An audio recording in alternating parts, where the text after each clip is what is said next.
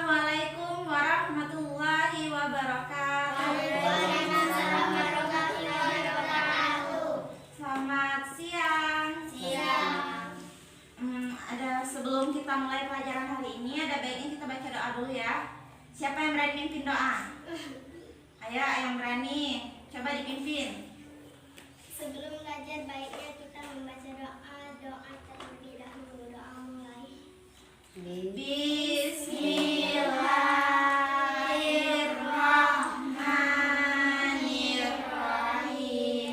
Rabbis shrahli sadri wa yassir li amri wahlul 'uqdatam min lisani yafqahu qawli. Rabbi zidni ilma warzuqni fahma birahmatika ya arhamar rahimin. Amin. Alhamdulillah. Sekarang kita absen dulu ya. Atia hadir. Dela hadir. Terus siapa nih? Ian. Iya, pinter. Nita hadir. Tarif hadir. Putri hadir. Baiklah, siapa di sini? Ada yang nggak masuk nggak di sini? Nggak ada ya? Ada siapa? Ini ya? Firda. Oh iya, Firda ketinggalan. Firda hadir. Oke. Ada yang puasa nggak hari ini? Puasa. Ada yang nggak puasa? Nggak ada. Puasa Puasa ada dulu. yang puasa semua. Alhamdulillah. Semoga kuat sampai bukan nanti ya, jangan ada yang batal. Kita hari ini bakal belajar tentang meneladani akhlak utama orang-orang saleh seperti Al-Ghazali, Ibnu Sina dan Ibnu Rushd. Di sini siapa yang mau jadi anak saleh dan salehah? Mau semua ya, alhamdulillah. Kalau mau jadi anak yang soleh itu harus berbakti sama orang tua, terus juga kita itu harus mencari ilmu. Nah, dalam hadis riwayat Ibnu Majah itu kan dijelasin kalau misalnya bahwasanya penuntut ilmu itu hukumnya wajib bagi setiap umat muslim. Hadis riwayat Ibnu Majah. Di sini siapa aja orang-orang muslim? Orang-orang muslim. Muslim semua kan, jadi semuanya itu wajib untuk mencari ilmu. Terus ada yang mau masuk surga nggak di sini? Siapa yang mau masuk surga? Kalau masuk neraka ada nggak? Iya, mau masuk neraka. Mau masuk neraka? Nggak ada ya. Pengen masuk surga juga. Nah, kalau kita mau masuk surga, itu juga kunci utamanya harus bisa belajar, harus mau belajar menuntut ilmu. Seperti di hadis Sahih Bukhari dijelasin bahwa barang siapa yang berjalan untuk menuntut ilmu, niscaya Allah akan mempermudah jalan surga untuknya. Jadi kalau kita mau jadi anak-anak soleh dan solehah sama mau masuk surga, kita harus apa? Bakti kepada orang tua. Terus apa lagi? Harus rajin belajar. Terus menuntut ilmu kan? Di sini siapa yang mau menuntut ilmu? Menuntut ilmu semua, iya? Oh, pinter. Nah, di sini kan bakal kita bahas tentang Ibnu Sina, Al-Farabi, dan Al-Ghazali. Ada yang kenal nggak sama mereka? Tidak ada yang kenal? Tidak. Kalau Al-Ghazali? Al-Ghazali nggak ada yang kenal juga? Yang penyanyi itu? Yang ada di TV. Bukan ya, bukan yang penyanyi itu ya. Ini Al-Ghazali, dia ini orang-orang pintar. Nah, tapi kalau Nabi Muhammad ada yang kenal nggak? Kenal. Ada yang pernah ketemu? Enggak. Tapi tahu ya, taunya dari mana? Al-Quran. Al-Kisah ya, buku-buku pinter. Nah, Ibnu Sina, Al-Farabi, dan Al-Ghazali ini sama seperti Nabi Muhammad SAW. mereka ini orang-orang yang membawa nama baik Islam itu menjadi lebih baik, membuat Islam itu menjadi dikenal di seluruh dunia. Keren nggak? Keren. Ada yang mau seperti mereka? Siapa? Iya nggak mau? Dalam nggak mau? Ada yang mau pinter nggak kayak mereka? Ada pinter. Yang pertama kita belajar tentang Ibnu Sina dulu ya.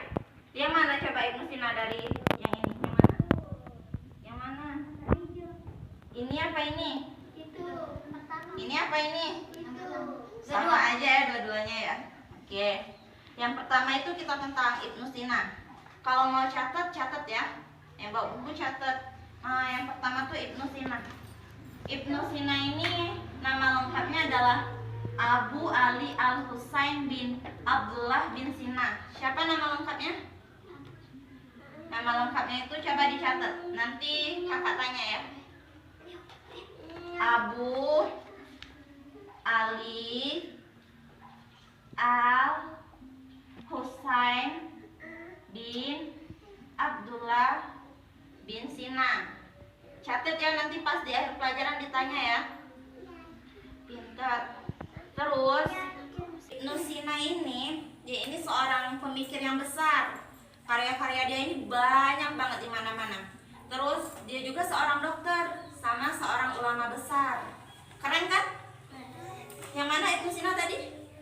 Yang ini, pintar. Selain itu juga Ibnu Sina ini menguasai ilmu-ilmu pengetahuan yang lain. Dia ini bukan cuma sekedar pemikir, bukan tentang ulama doang, enggak. Dia ini hebat loh. Dia ini seorang orang-orang yang banyak banget ilmu pengetahuan kayak astronomi, matematika, fisika, metafisika, sama logika, serta ilmu-ilmu lainnya banyak banget pokoknya. Terus Ibnu Sina ini lahir di Uzbekistan. Ada yang tahu Uzbekistan?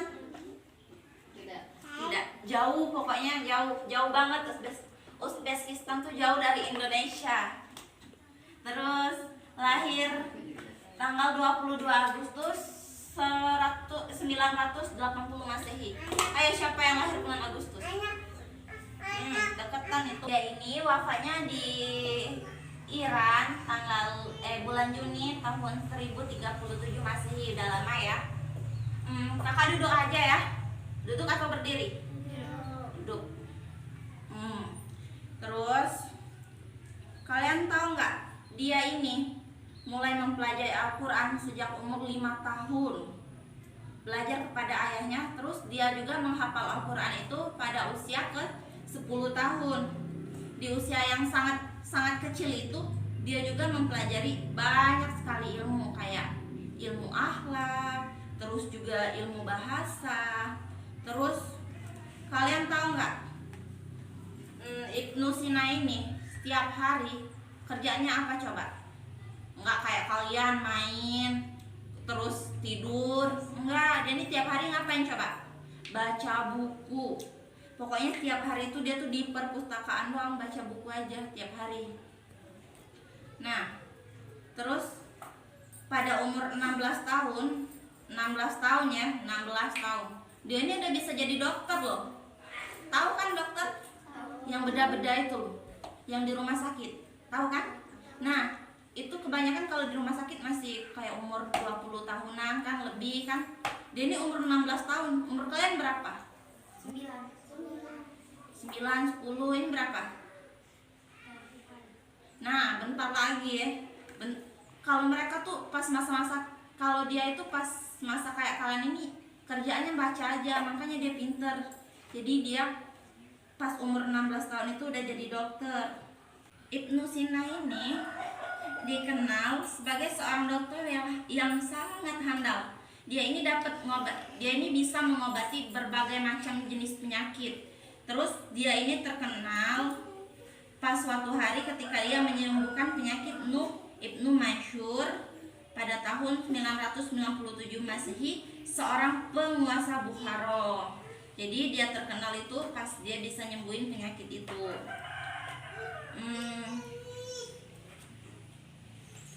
Ibnu Sina ini banyak banget loh punya karya-karya. Di sini siapa yang suka nulis? Tari. Banyak ya suka nulis. Pintar. Nah, kayak kalian itu, dia itu mulainya tuh karena suka nulis dan karya-karya dia tuh sangat banyak dan itu udah mendunia. Tahu nggak? Mendunia, bukan cuma di tempat dia aja tapi seluruh dunia itu membahas tentang tulisan dia. Terus kisah akhir Ibnu Sina. Ayo adik-adik diam dulu ya, duduk rapi. Iya. Kisah akhir Ibnu Sina. Kehidupan Ibnu Sina itu penuh banget dengan aktivitas. Penuh dengan apa? Aktivitas dan kerja keras sehingga suatu hari ia terkena penyakit emah akut yang sudah tidak dapat diobati lagi. Dia ini kena penyakit emah akut yang tidak bisa diobati. Nah, buat kalian adik-adik jangan suka telat makan karena itu bisa menyebabkan penyakit emah. Terus di hari-hari menjelang wafatnya ini ia selalu memakai pakaian putih, mensedekahkan hartanya kepada fakir miskin, memerdekakan budak serta giat beribadah kepada Allah Subhanahu wa taala. Ia wafat pada tahun 1037 Masehi di usia ke-58 tahun. Jadi, sebelum dia wafat, Ibnu Sina ini banyak banget ngelakuin amal-amal perbuatan yang baik. Kayak dia sedekah kepada fakir miskin, dia selalu mengenakan pakaian putih karena putih itu kan dilambangkan sebagai sebuah kesucian. Terus dia selalu mensedekahkan hartanya kepada fakir-fakir miskin. Itu patut dicontoh dan salah satu jalan kalian ingin masuk surga dengan cara yang seperti Ibnu Sina ini lakukan. Ada yang mau kan masuk surga? Ada yang mau nggak? Mau semua. Jadi harus sama kayak yang dilakuin Ibnu. Oke, yang selanjutnya kita belajar tentang Al-Ghazali. Yang mana yang Al-Ghazali? Yang mana? Yang ini apa yang ini? Yang itu. Yang ini? Oke. Itu ya yang di ujung. Kenapa mukanya pada ngadep ke sini semua?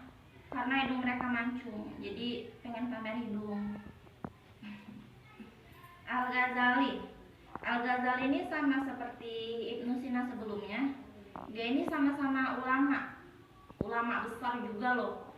Dia ini dikenal di seluruh dunia. Kalian kenal nggak sama Al-Ghazali? Enggak. Kalian ini ketinggalan zaman. Seluruh dunia udah kenal sama dia. Jadi kalian harus kenal dia juga. Al-Ghazali ini coba catat ya. Nama aslinya Muhammad Ibnu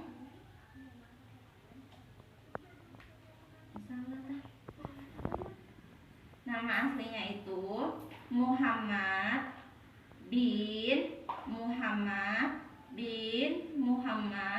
bin Ahmad At-Tusi. Siapa?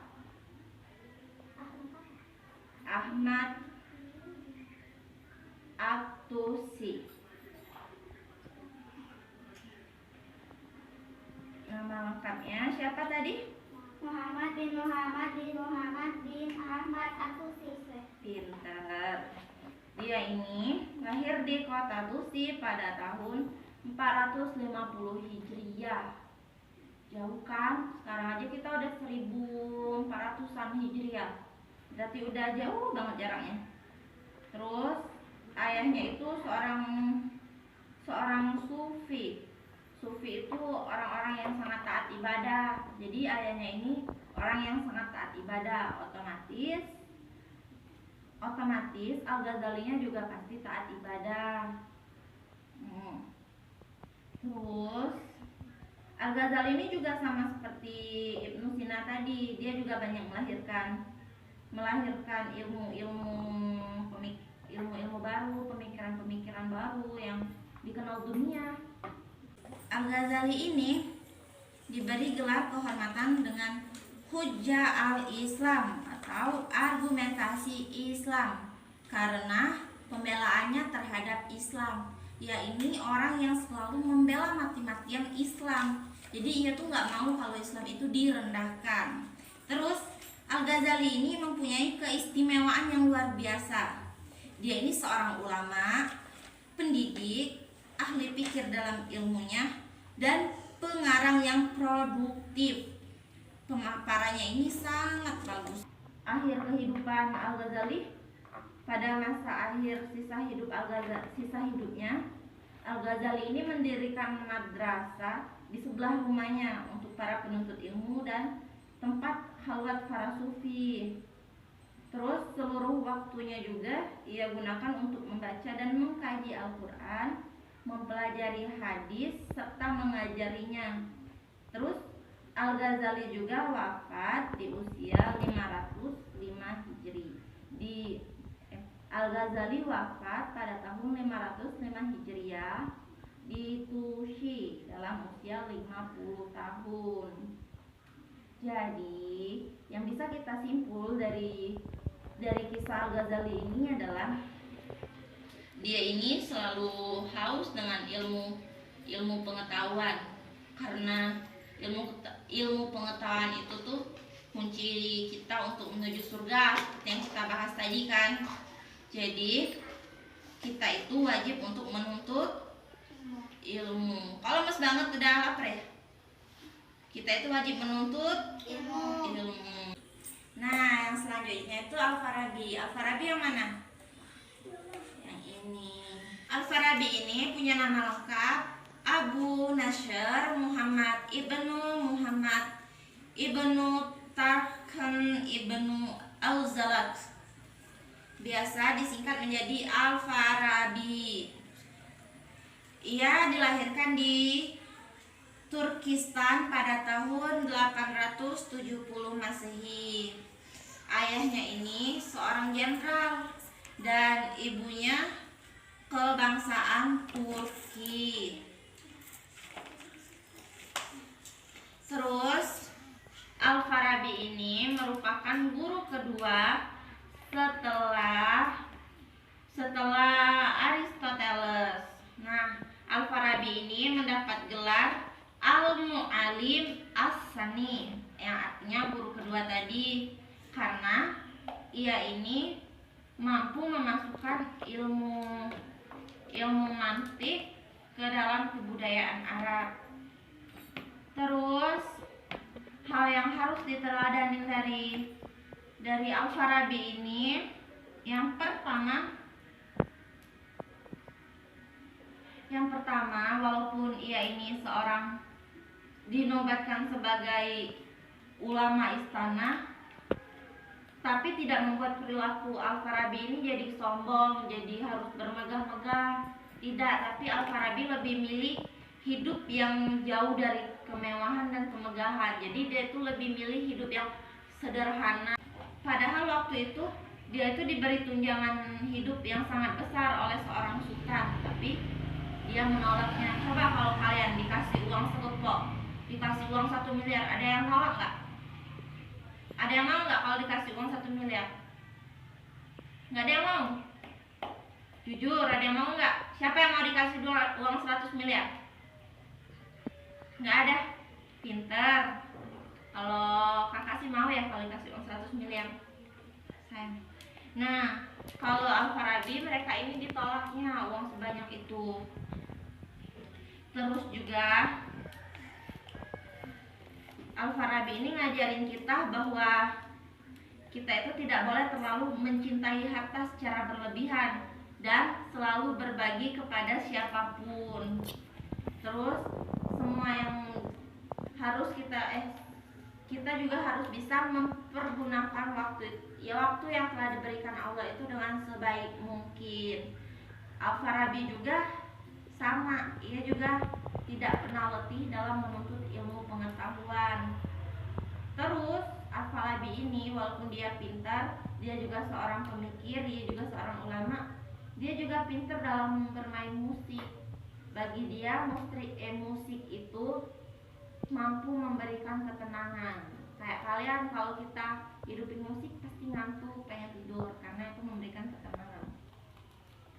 Terus yang paling keren itu menguasai 70 bahasa sekaligus. Di sini siapa yang bisa bahasa Inggris?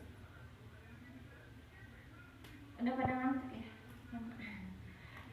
Kalau dia ini, Al-Farabi ini menguasai 70 bahasa secara sekaligus. Jadi banyak banget semua bahasa. Arab, Inggris, Eropa, apalagi itu dikuasain oleh dia semua. Terus dia juga sangat mencintai ilmu dan banyak banget ilmu yang telah dipelajari. Nah, mungkin itu aja yang bisa kakak sampaikan tentang materi hari ini, Ibnu Sina, Al-Farabi, sama Al-Ghazali.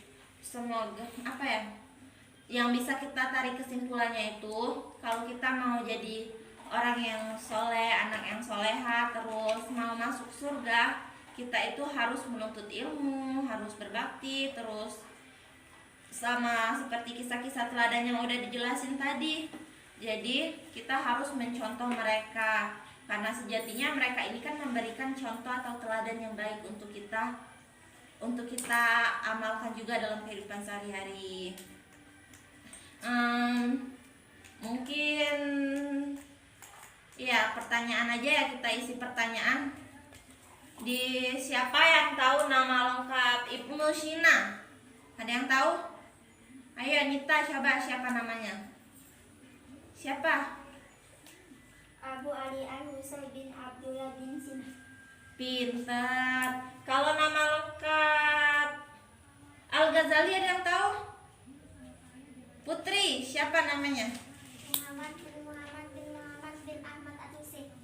Pintar. Nah, semoga Ibnu Sina, Al-Farabi, dan Al-Ghazali ini bisa menjadi pedoman dalam kehidupan kalian. Demikian aja yang bisa kakak sampaikan. Sebelum nutup pelajaran, coba siapa yang berani mimpin doa pulang? Ayo Atia lagi, ayo pimpin. Teman-teman, sebelum kita pulang ada baiknya kita membaca doa dimulai. Bismillahirrahmanirrahim. Wal asri innal insana lafi usri illal ladzina amanu wa amilus solihati wa tawasau bil haq wa tawasau bis sabr. Sadaqallahul